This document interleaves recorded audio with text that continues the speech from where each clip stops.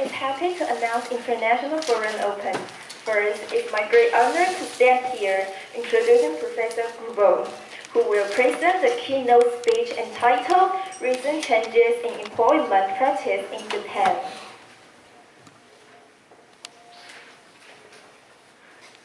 Good afternoon, and my name is Jim Wu. Welcome to NTNU, and I'd like to see you, our friend Professor Kubo, and our new student guest, Professor Dong. It took me great pleasure to introduce our today's keynote speaker. Professor Kubo, as far as I know, is actually a graduate from Keio University for his undergraduate and master degree, and also received a PhD from a very well-known prestigious university in London School of Economics. He is an expert in the area like in corporate governance and also industrial relations, as well as the finance strategy, as well as the compensation incentive system. So now we would like to see our friend. Today his topic is about. I would be very interested to hear because I just chatted with him in the VIP room, and I actually took a course about the Japanese management system when I was in the United States. So I would be very interested in hearing the recent changes in employment practice in Japan. So I believe Kubo will give us very insightful talks on these topics. So please join me. Welcome, Professor Kubo.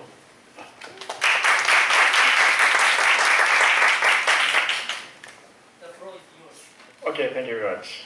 And first of all, I would like to thank Professor Dong and Professor Wu and Beijing and other staffs to welcome me and our students. We're very happy to be here, and I think this opportunity will be very great, experience for them, and I hope this will be a great experience for you as well. And okay, today I'm going to talk on the employment relationship in Japan, and of course as academics, it is important to learn what the business system is. But apart from that, all of you are going to work in the future, and you will need to decide what kind of company to work and what kind of compensation salaries system, and what is the best system for you, and how to develop and design your career. It is important what companies are doing. So today I'm going to talk about that. And Professor Kubo want to emphasize you are free to jump in your time to cross this decision. yes. And I think I'm going to talk around 60 minutes. And it's a little bit long. And I know you are full after lunch. And I think it's very easy to think that you are going to sleep during my talk, so I don't want to use. It's okay for you to sleep, but if you want, but I think if you would like to if you feel sleepy, you just raise your hand to say something, then you can wake you up. And several years ago, I took a course in pedagogy, the teaching of science of teaching, and what I was told is this type of lecture is not very good. The teacher is standing in front of the blackboard, and all the students are sitting down to the desk. It's not a very efficient way for learning. For the better learning, it's better to discuss, to talk, to teach, or to make presentations. So if you would like to learn more from today's talk, it's important to talk and think by yourself. So please make questions whenever you want to. Sleepy or something like that. And first of all, I'm going to talk about human resource management of Japanese companies. Well, of course, many of us as students are going to work in large Japanese companies. So it's important to learn Japanese, the human resource management in Japanese companies. And many of you, the students of these universities, might have some business connection with Japanese companies anyway. So it's always important to learn how under what incentive they're working, So I think it's important to learn human resource management of Japanese companies. But suppose there is a person who are business person, but not particularly interested in Japanese businesses. Do you think, is it important to learn human resource management of Japanese companies, even though the person is not particularly interested in Japanese companies? Why? Well, you can say Taiwanese is the same thing, Suppose there is a person who are, usual business person, but not particularly interested in East Asia. Do you think, is it important to learn the human resource management practices in East Asia? And my answer is very clearly yes. And why is it the case? Okay, suppose you're learning business in Taiwan. So I suppose you know very well about, business climate, business system in Taiwan. But actually, so suppose I'm asked by my American colleague who does not well know Japanese system to explain Japanese system. I can explain well. The reason I can explain Japanese system well is that, I can compare with American system. If I know Japanese system and American system, then okay, say this is similar, this is different. So the difference is this and this similarity there. If I know nothing about American system, I cannot compare. Okay, I will say this and this and this. So in that case, it's not easy for American colleague to understand Japanese system. Or so when you really understand your own country's system, you need to first of all compare with other countries. Okay, in the United States like this, in Japan like this, in Taiwan like this. Then after that, you can say, okay, I know the Taiwanese system. So it's always important to compare with other countries. And when you had if you like international management or something like that, not always try to compare. What about the situation in this country? It's important. And well, if you look, say, business magazines and newspapers, say many things about many countries, like China, why Chinese companies are doing very good, why American companies, American tech companies are very good. They provide some reasons, but sometimes we need to be very careful. Say, because if you look at newspapers and magazines 20 years ago, when Japanese businesses are doing very good, if you look at American newspapers, Wall Street Journal or the Financial Times or something like that, they say Japanese companies are different from Western companies. That's why Japanese companies are doing very well. That's the secret of Japanese companies. But 10 years after, they are doing the completely different, opposite things. Why Japanese companies are doing bad? They're saying, Japanese companies are different from Western companies. That's why Japanese companies are doing very bad.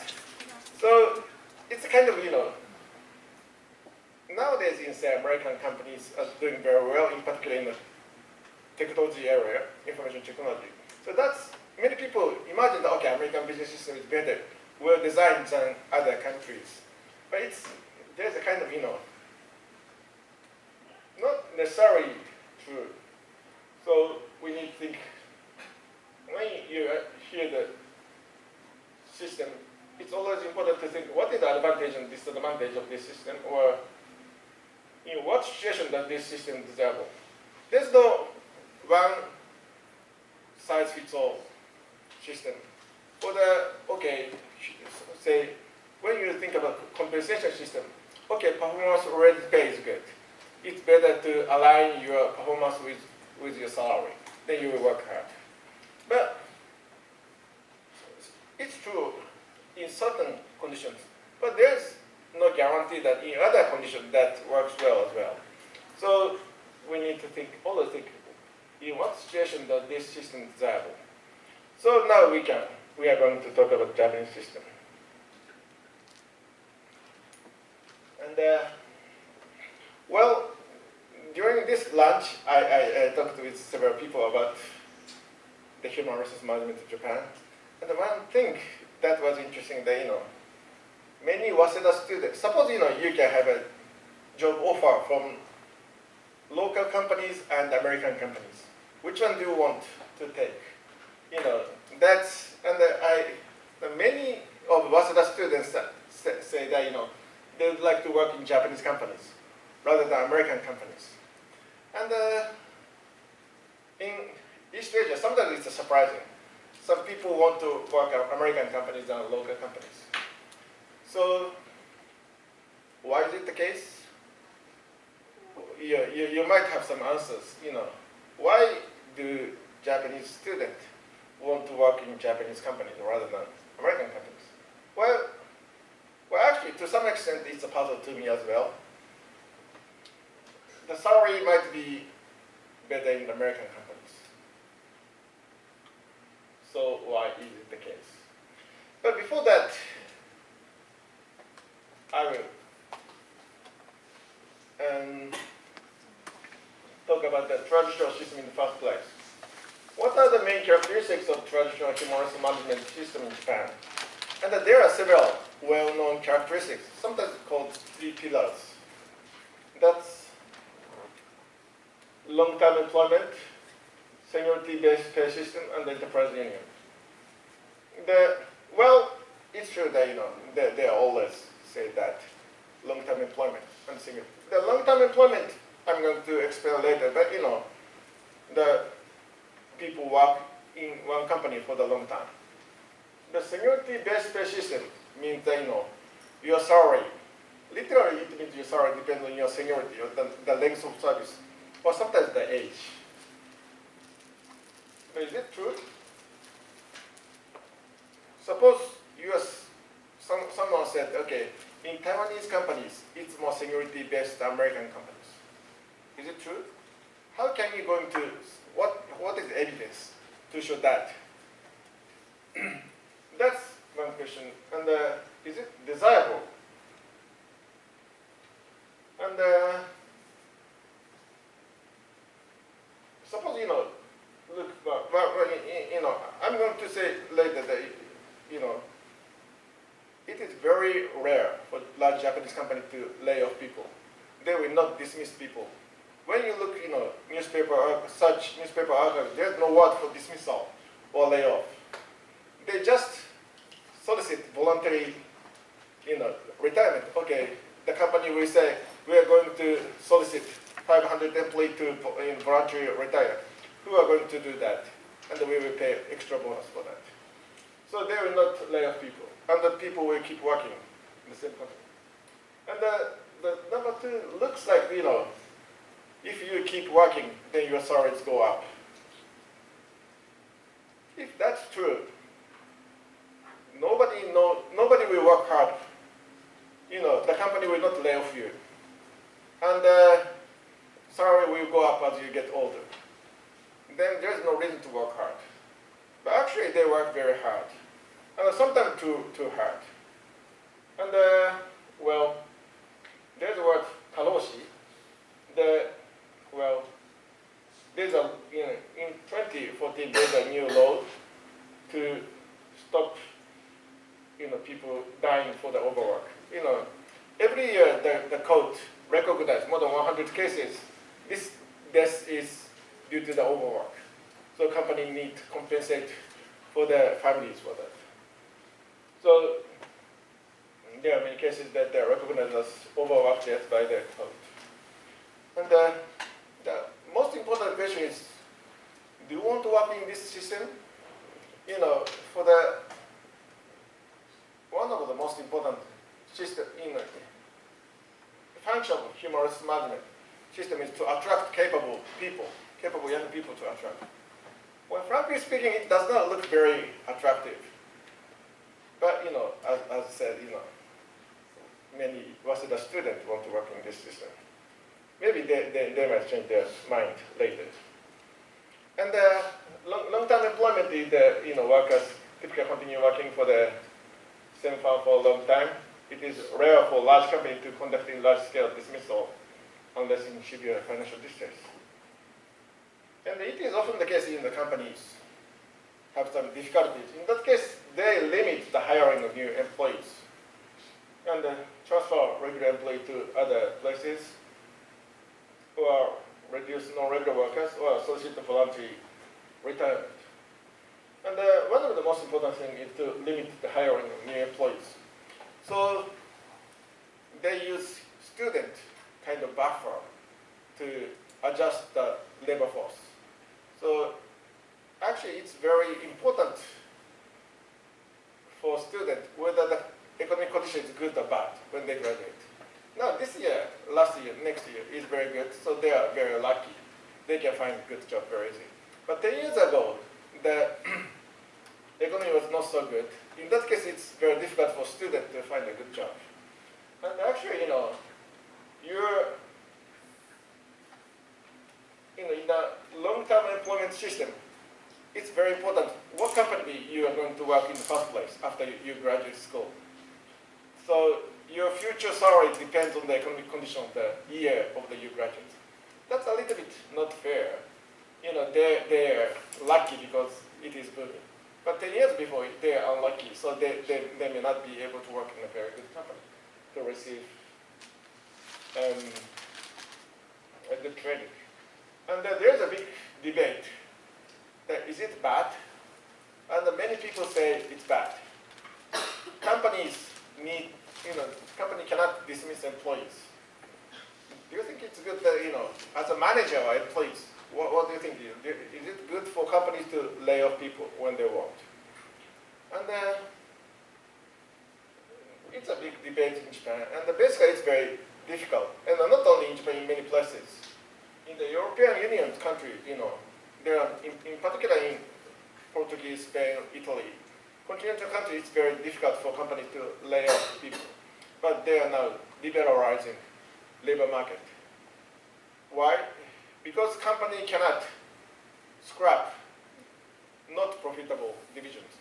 Suppose company has 3 divisions, good, bad. Then the company may want to scrap the bad division.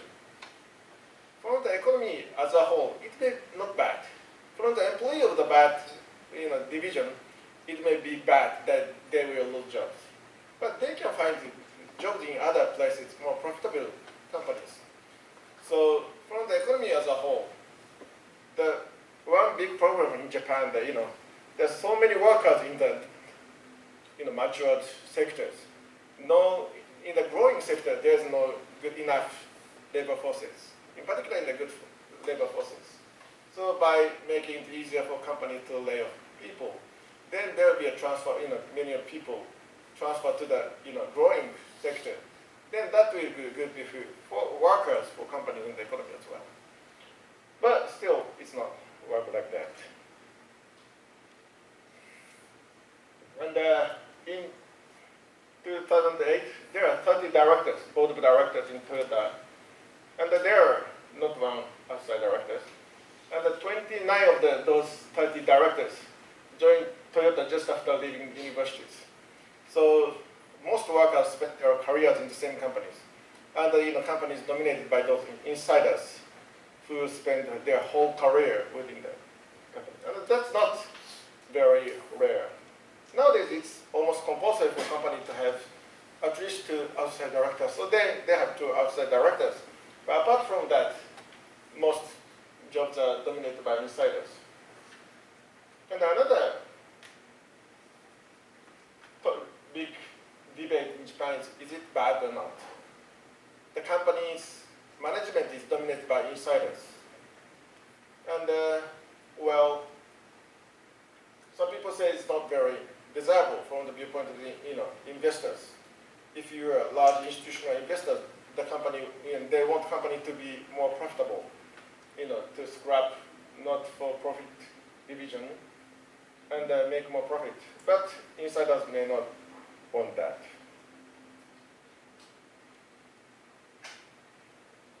And there are several reasons why companies do not dismiss.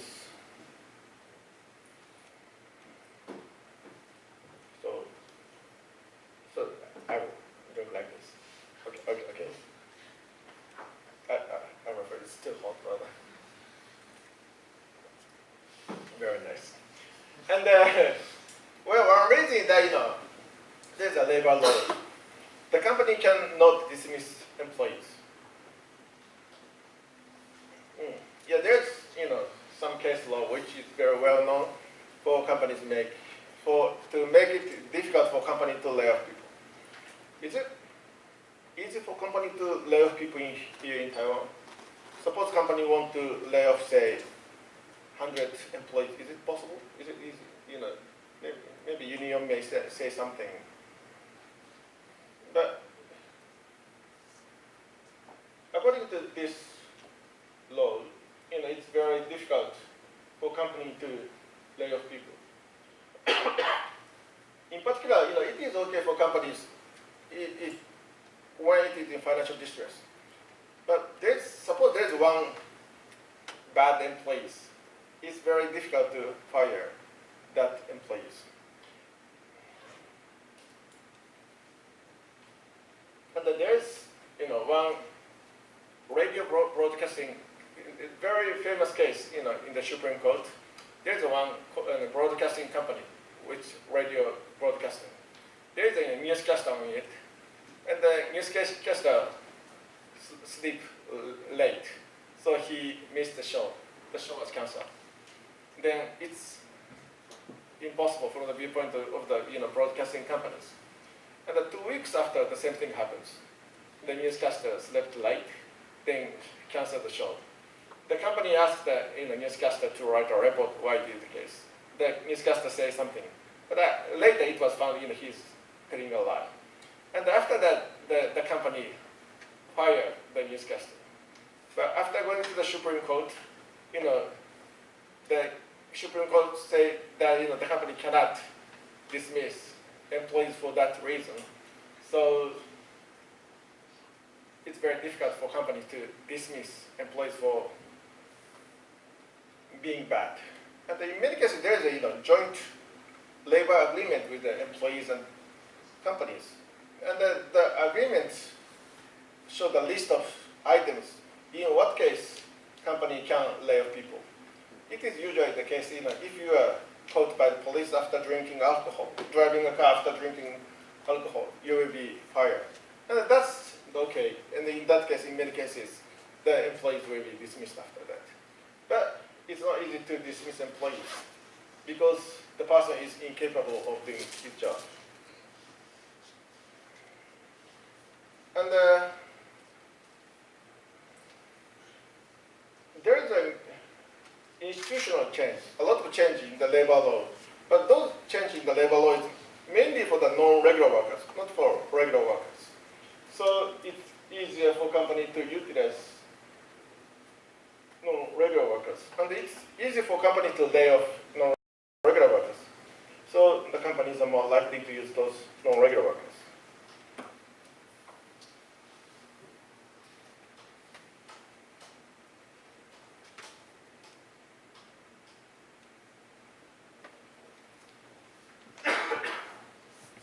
Another important system is, seniority-based pay system. So worker receives low salary when they enter the companies. The salary increases as they continue working in the companies.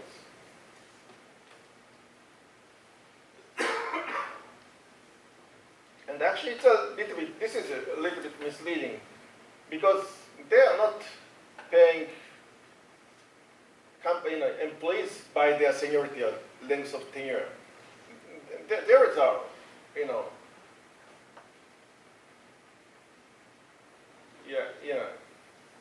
there's a rank called competence rank. In Japanese, it's shoku no shikaku. And all the employees belong to this competence rank. I'm going to show the example that's easier to understand.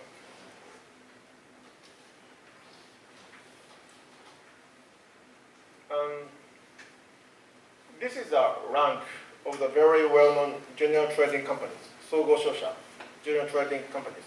They very well-known companies. And there are, 4,000 employees of that. And they are ranked, grade 1 to grade 6, grade 7 to executives.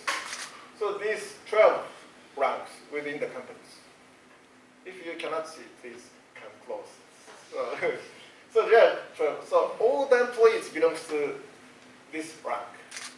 So, and this is an introductory phase. If you are a university graduate, you will start with grade 3.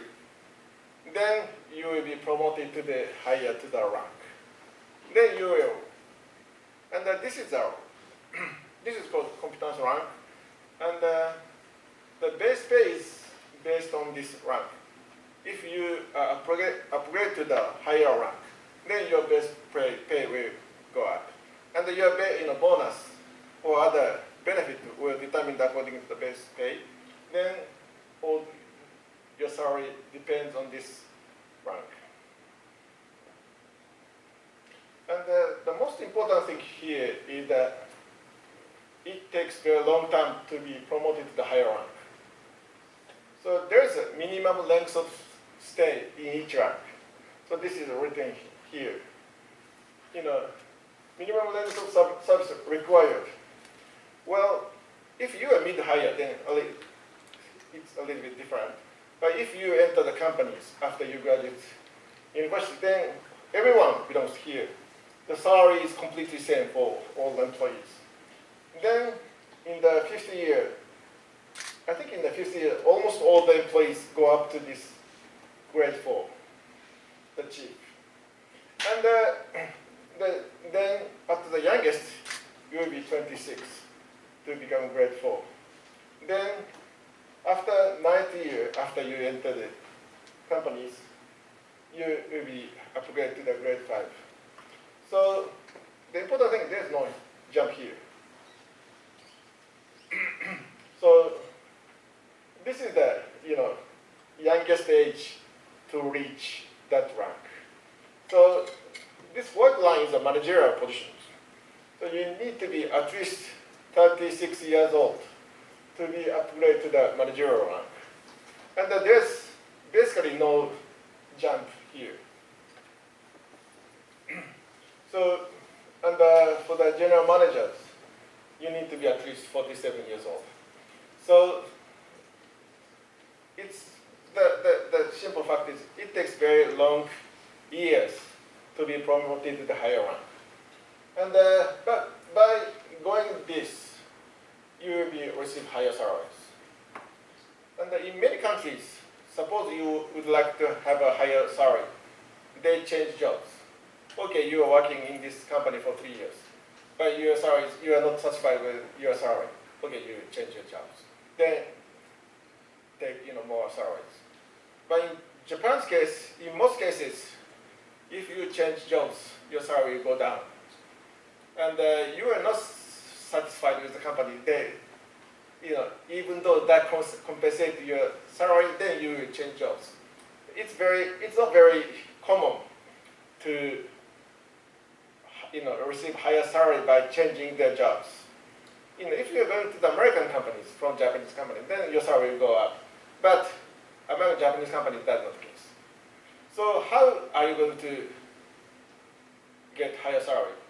So to get higher jobs by changing jobs is not working in many cases.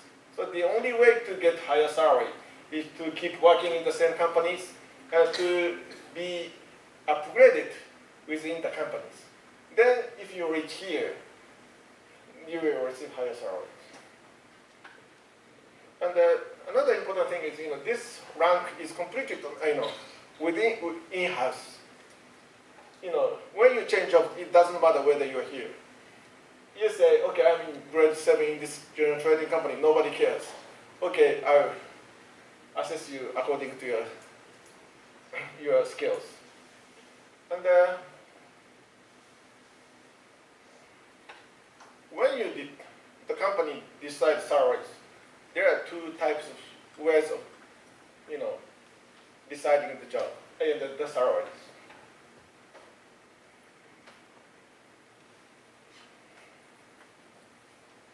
Can I use this one?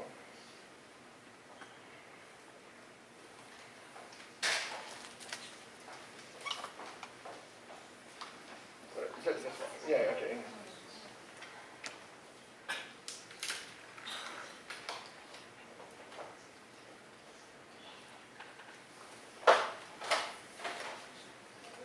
No, that's okay.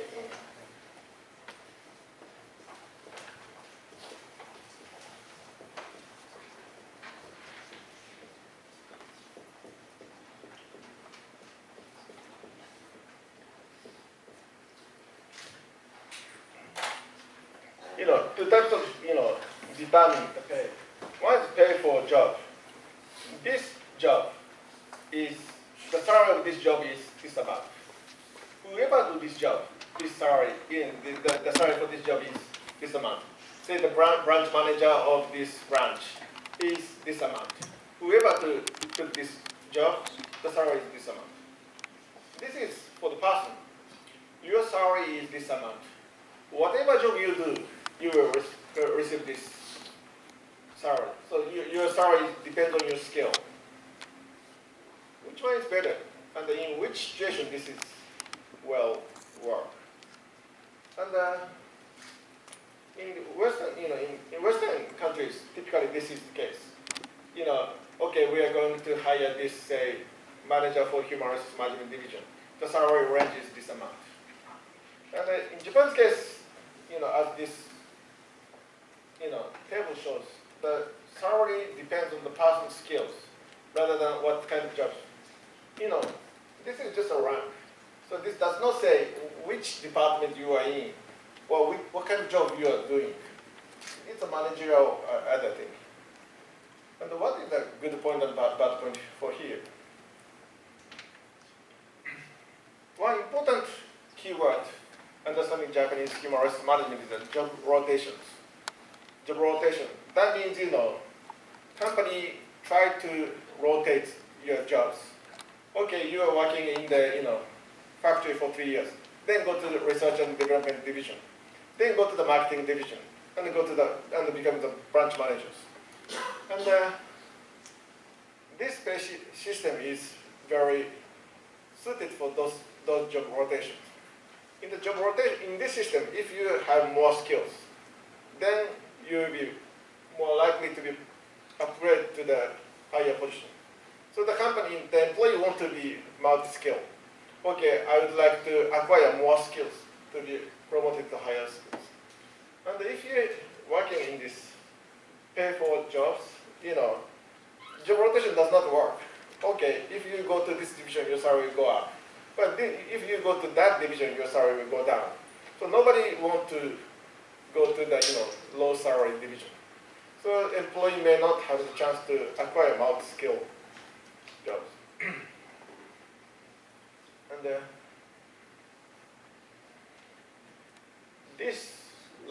during this lunch, we talk a little bit about digital camera, the change from film camera to digital camera. There are two major companies in the film, the Kodak and Fujifilm, American Kodak and the Fujifilm. And there is a drastic change in the camera market.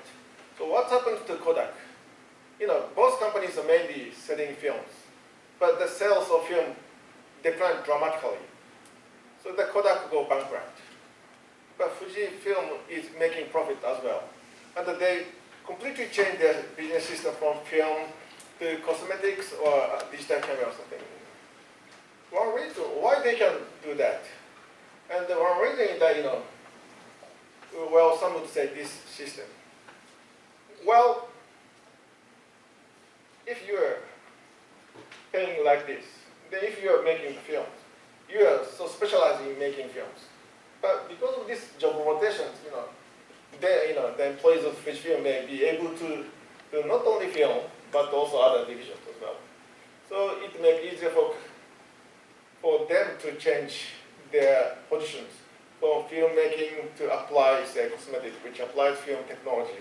And so some would say this will help to adjust the employees to the new environment. But there is another problem. Do you want to work in this system?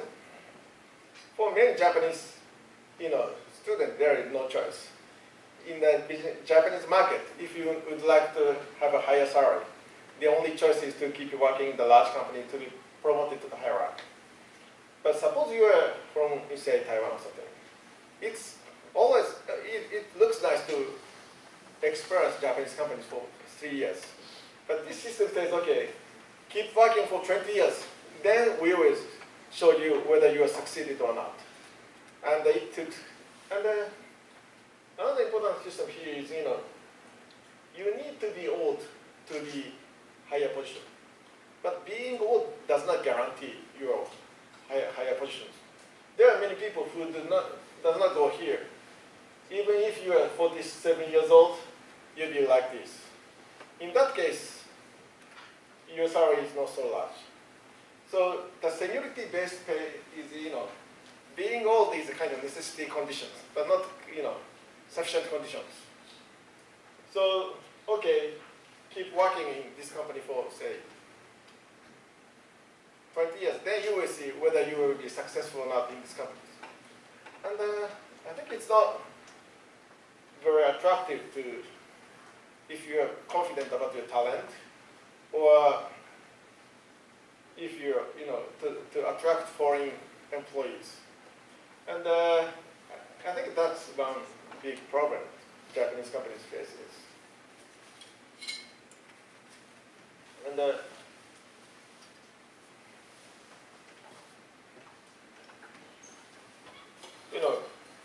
I will repeat that again. One important objective of this pay system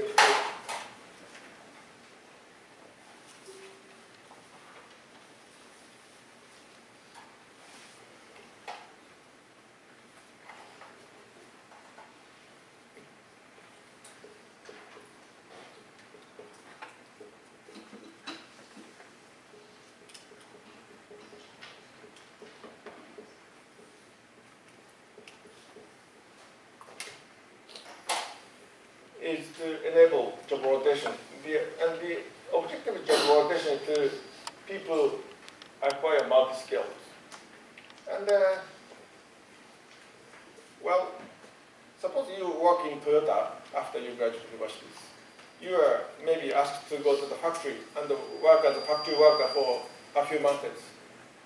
The philosophy is that if you do not understand the factory or shop floor level, you cannot understand Toyota. And if you are going to work in a petroleum company, JX or something, maybe they will ask you to work in a gas station for a few months. Because without the knowledge of the marketing division, the real customer, without the talk with the real customer, you cannot understand the system. Then, so the objective is to understand the company as a whole. So the objective is to make who knows this company very well. So there are two things, You need to be some professional in the future. One is to some professional of the function, like accounting, law, marketing. And in the Japanese company system, it's more like the professional of these companies, the professional of Sony or Panasonic. You understand the philosophy of the Canon very well because you experience many places of Canon, and that will help to achieve the higher productivity. If you go to say, suppose you experience in many places like branch and factory and headquarters, then you have the close connection within the network. Suppose there's some problem in the sales, then you can call factory or around the section because there are many your friends there. So it's easy for them to fix the problem very quickly. So that's kind of a human network with multi-skilling. Then the company will achieve higher productivity. And if you go to the automobile factory, there are lines of the belt, and each person has different jobs. And in Toyota's case, they are supposed to do many functions of the conveyor belt. So by acquiring many skills. By doing that, they can adjust small changes. Suppose, okay, this person is absent because of the disease or something. It's okay because, there are many people who can do this job. And that kind of philosophy of, making people with multiple skills, they can achieve higher productivity. So this is suitable for this kind of companies or industries.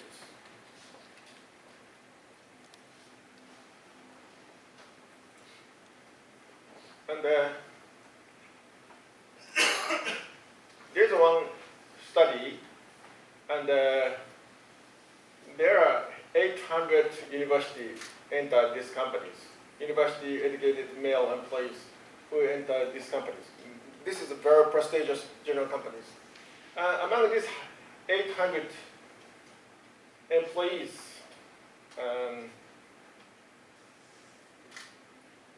3.7 employees become executives, and 12% become counselor. So around 15% of employees go to high enough to receive higher wages. So that means, well, it's of course the case. Not all the employees become the higher positions. Only limited proportion of employees can be promoted to the higher rank.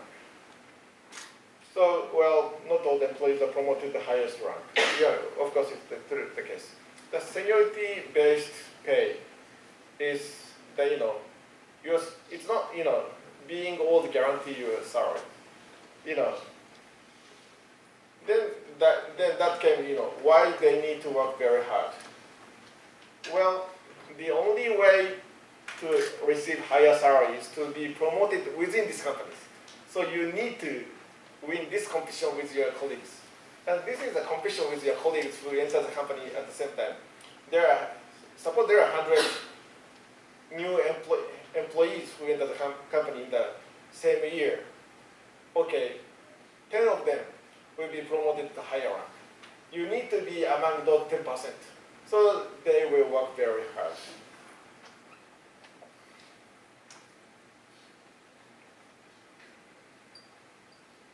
Yeah, and again, spending long years within the company does not guarantee that you will be promoted to the higher rank.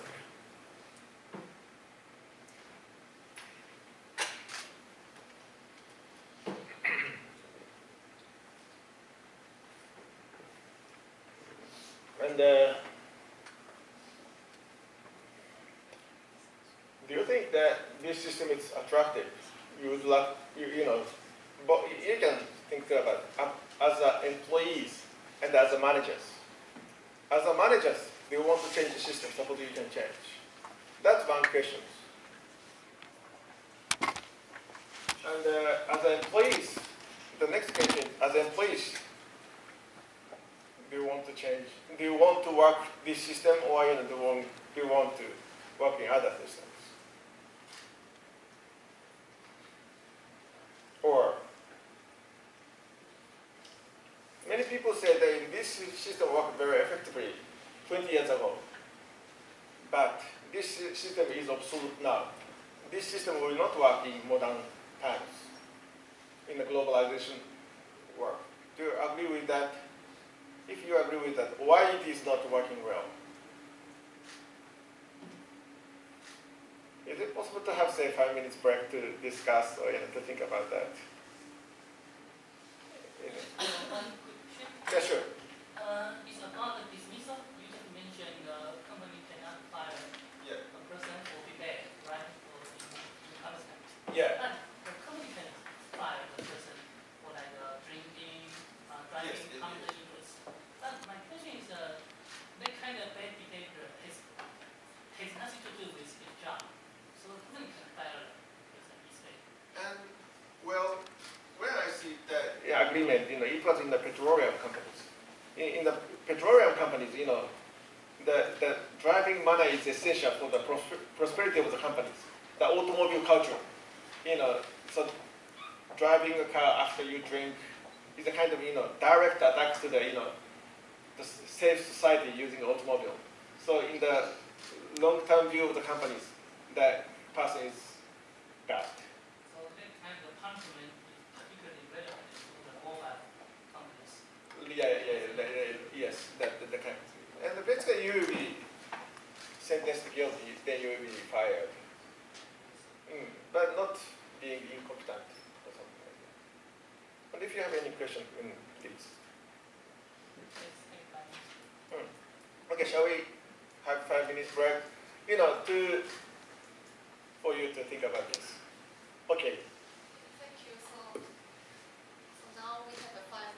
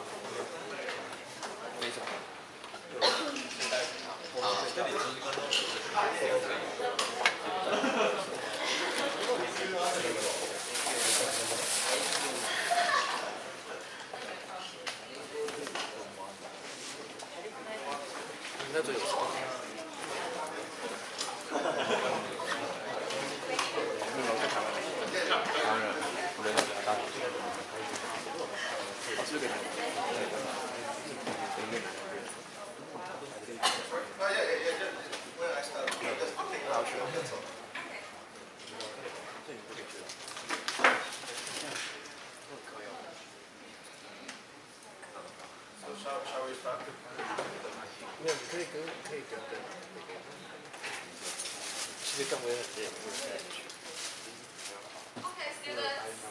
hope you all enjoy the forum, and we will keep going on the topic.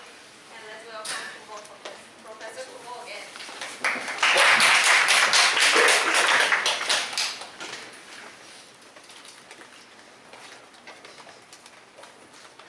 Okay, the question was, what are the advantage and disadvantage of this long-term employment and the late promotions? Do you think that the firm should keep this system or change it? There's a big debate in Japan that this kind of system is desirable or not. And if you have any idea that in what conditions does this system work effectively or ineffectively? And one big topic is that whether you become the specialist of the function or you specialist of the companies, in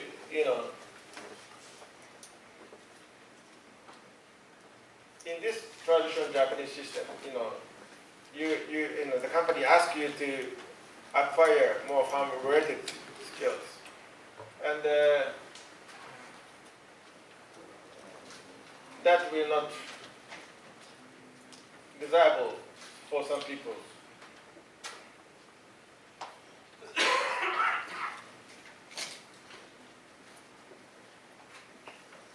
And some Japanese, business persons, top managers say that, okay, it is important for company to make it possible for company to dismiss employees when they want to do that. Because when company become more flexible, okay, like, General GE used to be a manufacturing company, but become the financial company later. In that process, they need to lay off a lot of people in the manufacturing division or sell off the business. If they keep their jobs, employment, they cannot move to the new industries. And Sony, for example, is now doing financial business.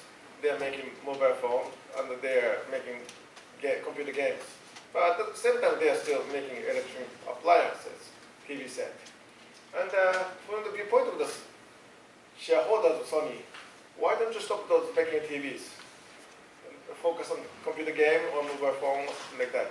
But they still keep doing the job. So that, say,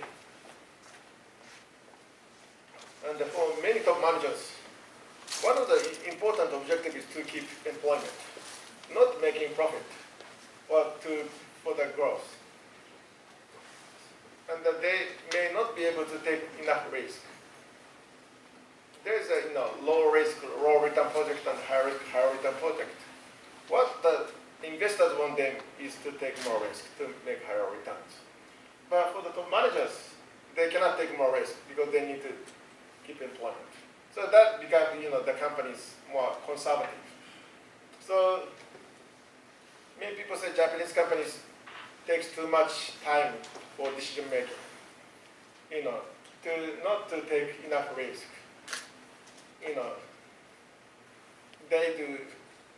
They decide things after the discussion. It's not that CEO decide everything types.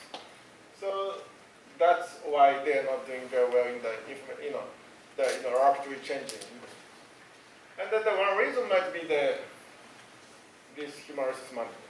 But at the same time, the long-term employment has, of course, many advantages. The company, basically, for the company, it is good for employees to acquire more skills. So company would like to make training investment for employees. But suppose you are top managers, and employee may leave company after you make a training. Because if you do training, they can have better opportunities outside companies. They have more skills, so they can make more salaries. And do you want to make training? Maybe no. Because, by making trainings, that will increase the job market opportunity for the employees, but not profitability of the company in the long run. So by making the long-term employment, the company can spend more effort for training. And there are many answers. There are no correct answers. You may think what you can think about that. But one thing there is some certain industry or sectors that may not work very well. Maybe in the information technologies, there's no company-specific thing. This kind of in-house training might not work. And in the universities, for example, there's the university professors is very mobile. If you are capable in this university, then you are capable in other universities. There's no need to have the specialist of this university. If you are specialist in this university, then you need to be specialist in other universities as well. In this case, this kind of in-house training might not be very important.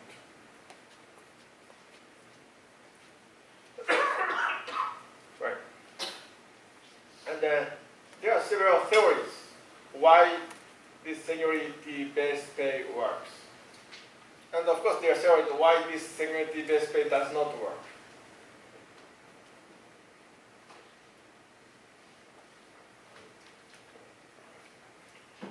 Is there any mandatory retirement here in Taiwan?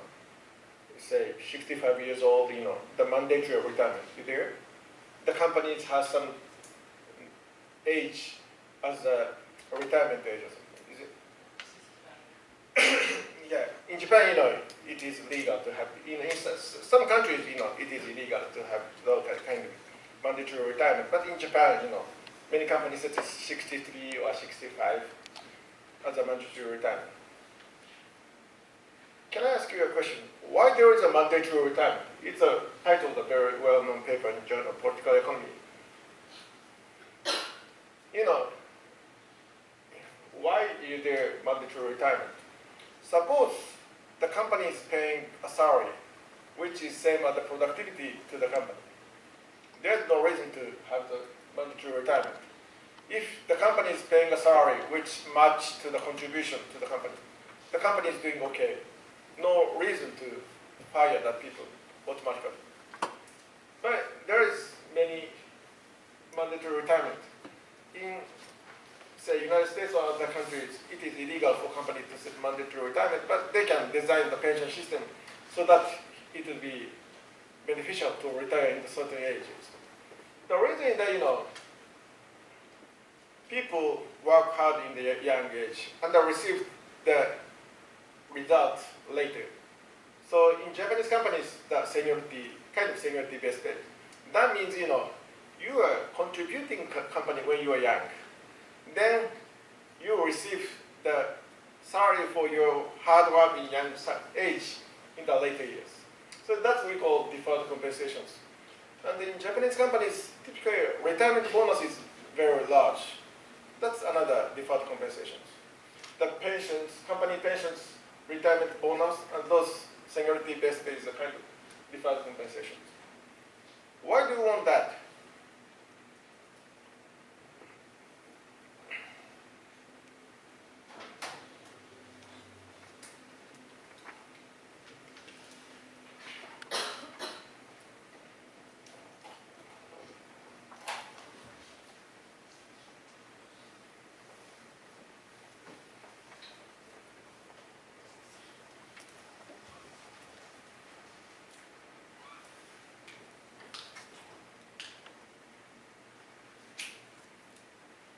Suppose your productivity, the contribution to the company is like that. If you are younger, your contribution is small, and then if you become older, your contribution is larger. There's two types of pay system.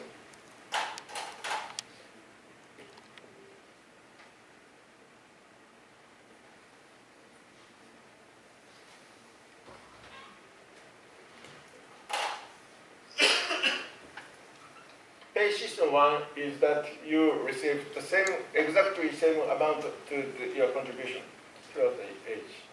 The pay system two is when you're young, you receive lower salary than your productivity, and then in older age, you receive higher than that. And which one do you like?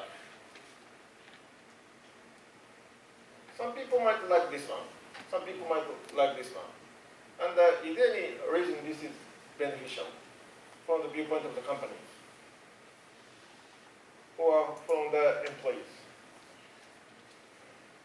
And one reason for the seniority-based pay and the large retirement bonus is that Japanese companies paying like that. And there are many reasons for that. Firstly, suppose you are top manager of the companies, and you are going to invest a lot of money for training. Which employees do you want to make training? If you are paying this, the employee may leave this company tomorrow. If you are working with these employees, you know that these employees make a kind of, implicit deposit to the companies. So they have less incentive to leave the companies. They have more, comparing to employees receiving this and receiving this. Employees of this pay structure might have more reason, more incentive to work longer than these employees. In that case, the companies feel safe to train these employees because the employee will not leave the companies after the training. So even from the viewpoint of the companies, it is beneficial. And there is another thing is, which one fears more the risk of leaving the companies? The cost of leaving companies, which is higher? Of course, for these employees, the cost for leaving the company is higher. These employees does not want to leave the companies. For these employees, if you are fired, okay, I'm going to search another job for the same salaries. But for these employees, you will never able to receive this salary because this amount is a kind of deposit. Then, suppose both employees has a very strong autonomy in the job, and you need to monitor them. Which one do you want to monitor more severely? Well, which has the more incentive to shock or sabotage? For these employees, the risk of losing the job is not so large because the person can have the similar job outside. But for these employees, the risk of losing the job is very high. The person who, stick to these companies need to work this company because they are depositing their money. In that case, the risk of losing job is very higher for them. So they will not sabotage, making a sabotage. They will work hard. So they have more incentive to work hard. So to keep their jobs. So this is in general called deferred compensations. So there are some reasons why companies pay later than that.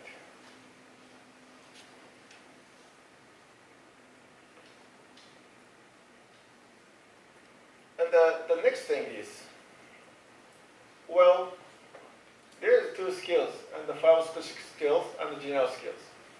And this is a general skill is a skill that can be useful in other firms. If you know many things about law, accounting, finance, your knowledge is valid in this company or in other company. If you know very well about financial market, you can use your knowledge in many places. This is a general skill, say information technology, the programming skills, or film industry, the financial sector, or say university professors as well. They are general skills. And firm skills, firm-specific skills.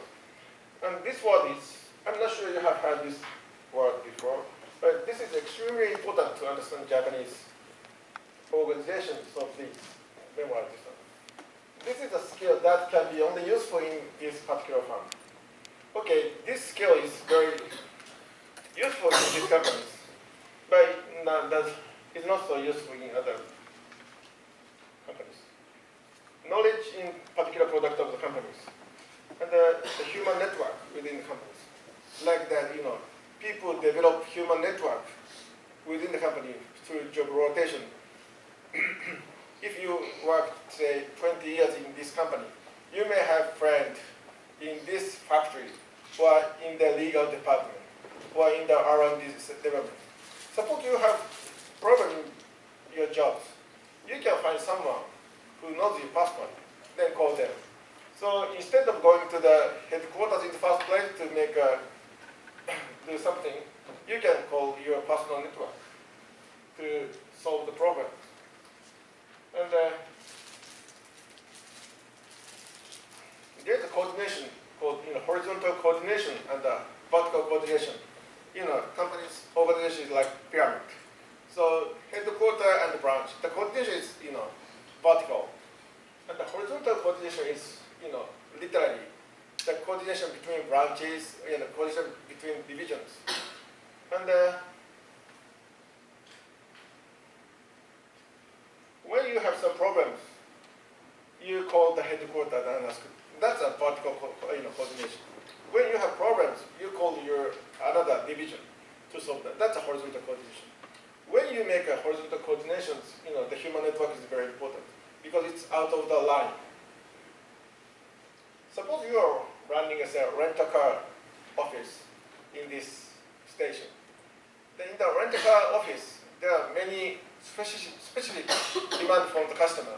Child seat to carry skis or something like that. Snow tire or something like that. So one branch cannot meet all the demand.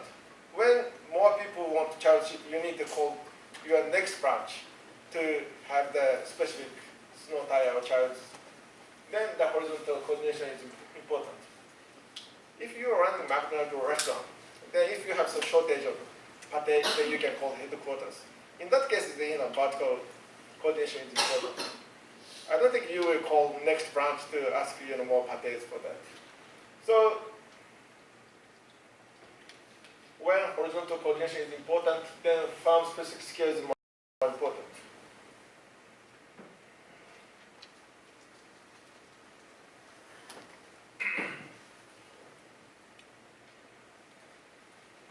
And the problem is that which one do we want to have? Firm-specific skill or general skills? And in general, employee want to acquire general skills rather than firm-specific skill.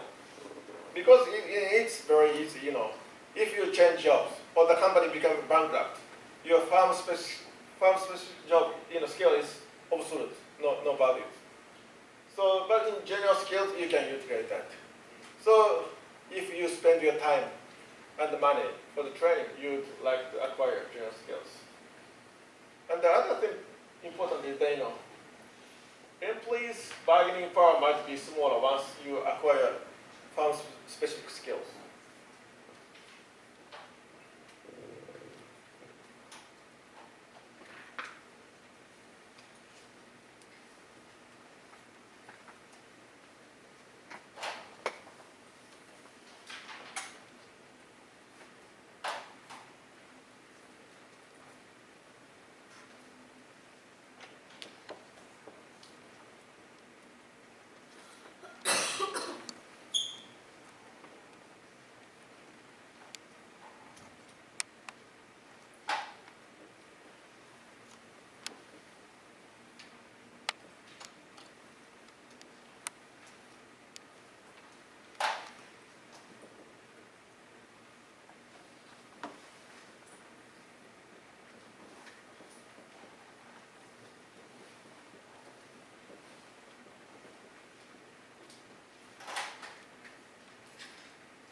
There are two employees. One has a general skill 100 and a no firm-specific skill. Because this employee has 100 skills, the salary for this employee is 100. For these employees, the general skill is 50 and the firm-specific skill is 50. So in total, the person has 100. Then the person will receive 100 salary. Suppose you are top manager of these companies. How can you reduce the labor cost? Suppose you say, okay, your salary will be 90 for this employee one. What does employee one do? Because they have 100 general skills, they can go to other companies. They'll receive 100. So no problem with that. For those employee too, okay, I'm going to pay 90. Sorry, we don't have money. What this employee do? If this employee go to the next company, the person will receive only 50 because the general skill is only 50. And the 50 is a farm specific skill. That's not valid in other companies. So you need to say yes for the pay reduction. If the manager says, okay, your salary next year will be 80, the person has no right, no choice but to say yes. So actually, having the bargaining power of this person become very weak after if you have no farm specific skill, you have the equal opportunity with the company. But once you acquire farm specific skill, the company knows that your bargaining power will be smaller. So there is no reason for employee to acquire farm specific skill because having farm specific skill, your bargaining power will be smaller.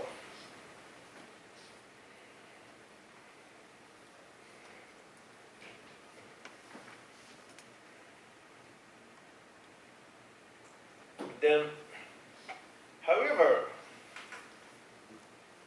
suppose you are working in a company where the farm specific skill is important.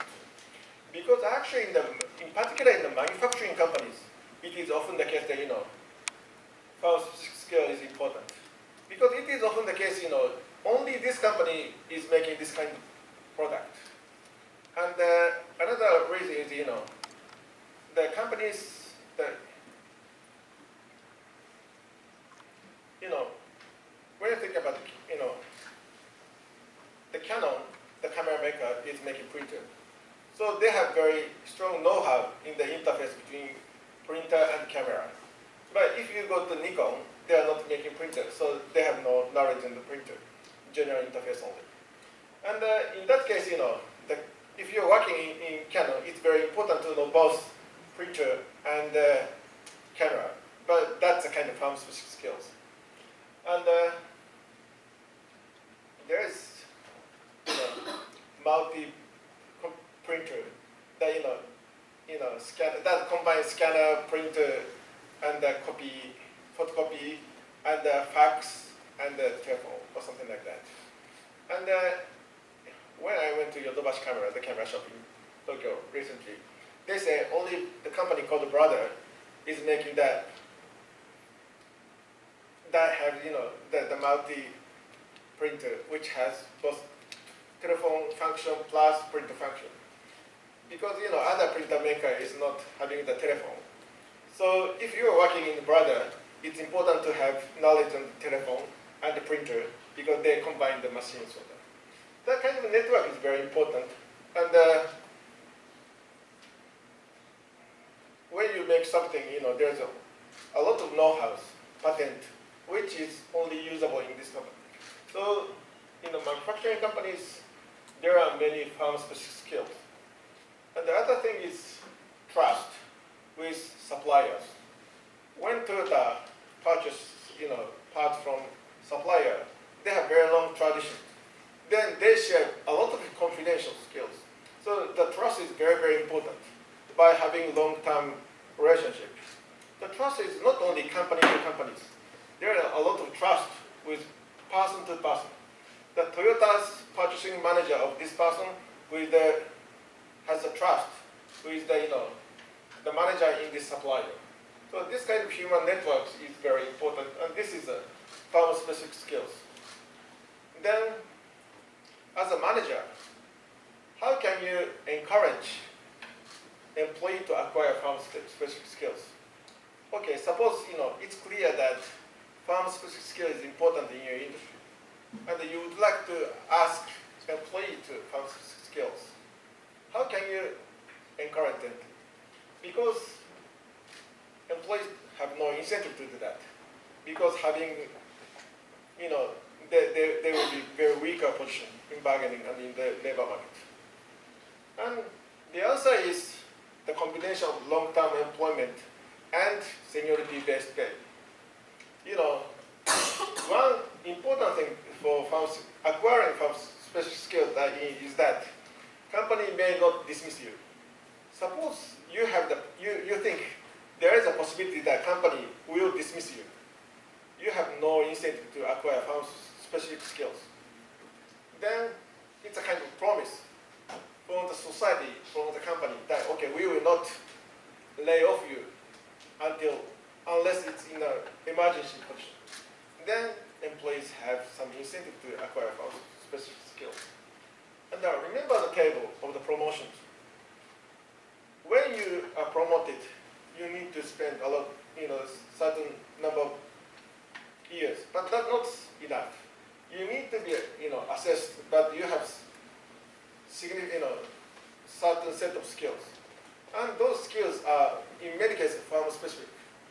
So, for those in Japan, the only way to receive higher salary is to continue working in the same company and to be upgraded to the highest position. And the one important condition for being upgraded to the higher position is to acquire farm-specific skills. Then, okay, you will be safe. You will not be dismissed. And by acquiring farm-specific skills, you will have certain salaries. Then they have incentive to acquire farm-specific skills. Then that's one reason why, well, not all Japanese companies are doing good, but if you look at the list of companies which are doing good in Japanese companies, they are, in many cases, manufacturing companies, and in particular, the assembly type manufacturing companies, in which human network and, employee skill is very important. So that's this set of skills fit to the manufacturing companies.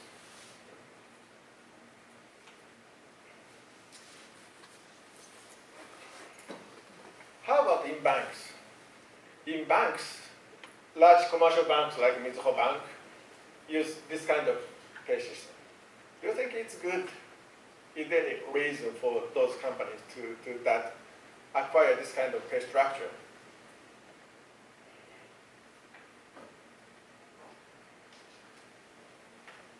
Yeah.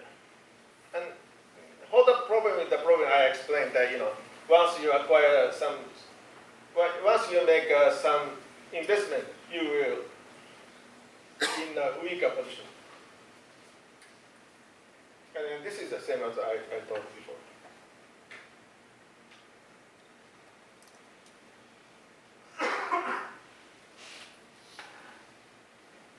Another reason for the advantage of this system is that flexibility, job rotation, multi-skilling. That I told before. Firm can assign various jobs to employees through job rotation. And the employees have little incentive to decline job rotations, and they do help employees to acquire multi-skills. And through job rotation, horizontal coordination among employees become easier. And firm can transfer employees from loss-making division to growing divisions. And that's very important. And companies, it's very difficult for companies to lay off people, almost impossible. But in return, they have very strong power over employees on where to work, how the assignment of jobs, something like this. Suppose you enter the bank, mega bank after you graduate Waseda universities. In the April, they ask you to gather with your bank into some training center to spend 1 month. After 1 month, the bank told you, okay, you are going to work in this branch in Tokyo. You are going to work in this branch in Osaka. Well, this branch in Aomori or something. Now you have your belongings with your bag, so you can go there. And then they can say, okay, you are going to work in gas station for 3 months. You are going to work in factory for 3 months. Basically, you cannot decline that. In exchange, the company has a very strong duty to protect your jobs. And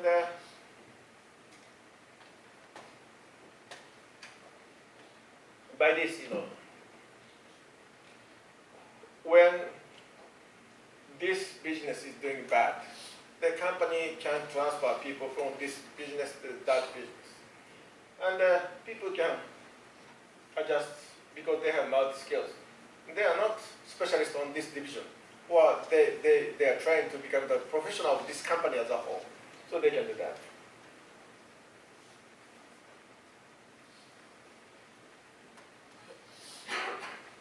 Of course, there are many disadvantages.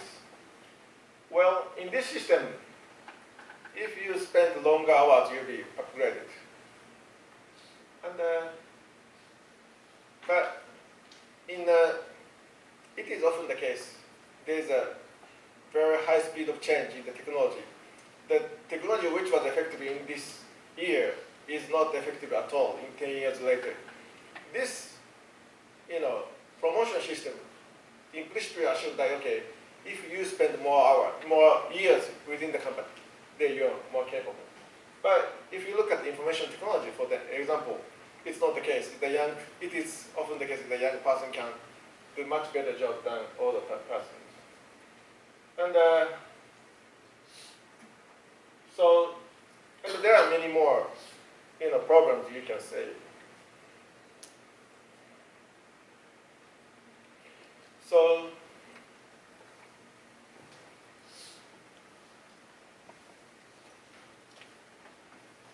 and many newspaper articles like Nikkei newspaper or business magazines say that, these businesses are very long time ago, now no company is doing this kind of behavior, so they have changed a lot.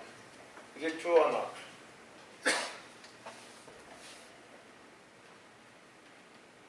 Well, in general, the proportion of workers covered by long-term employment becomes smaller. And there is an increase in non-regular workers.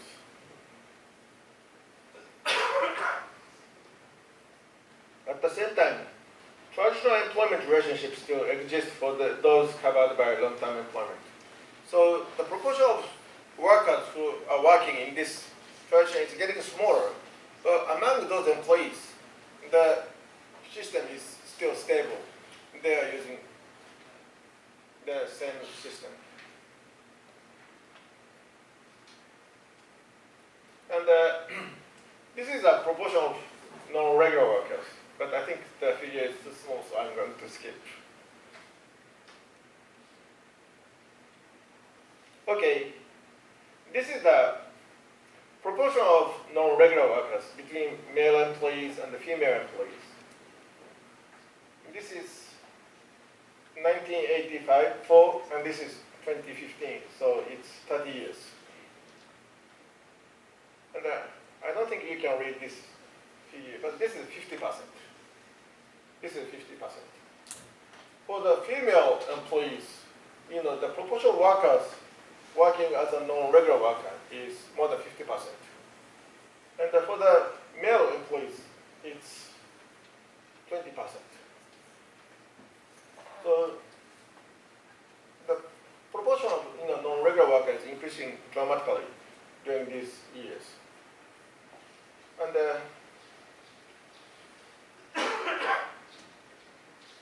is it bad? From the society as a whole, or from the viewpoint of top managers, or from the employees? And basically, in many countries, I think it's the same in Taiwan, the proportion of non-regular workers is increasing.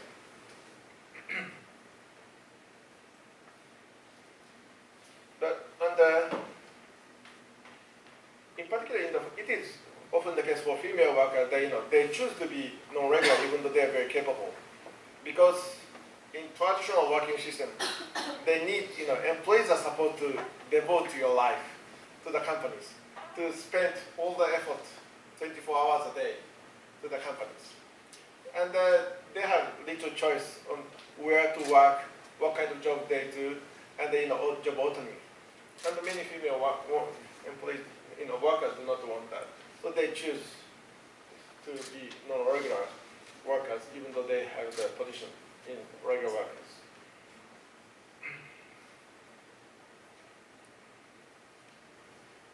But, well, there are many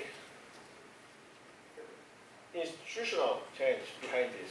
The government make it easier for companies to utilize non-regular workers. That's not bad. But the company is using these non-regular workers as a kind of buffer. The company always have a good time and bad time. And it's very difficult for them to fire regular workers, but it's very, very easy for them to fire non-regular workers. The regulation is very, very small. So they hire more non-regular workers. And another problem for non-regular workers is they have very little, career development opportunities. Like in the United States, if you would like to develop your career, you go to graduate school and got a degree, then change jobs. In traditional Japanese system, the company is training you, so they will be upgraded to higher position. But non-regular workers are excluded from those systems, so they have little opportunity to receive higher training to be upgraded to the higher position. And so if you look at the labor market, two types of workers. The regular workers who receive higher salaries, more development, and their jobs are very protected. And another is non-regular workers who receive lower salaries, who have less opportunity to be promoted. And they have little chance to receive training. So, and those workers, the number of those workers increasing. So society as a whole, that may not be very nice. Although from the society viewpoint, it's nice that more employees have the opportunity to receive training and to be upgraded to the future.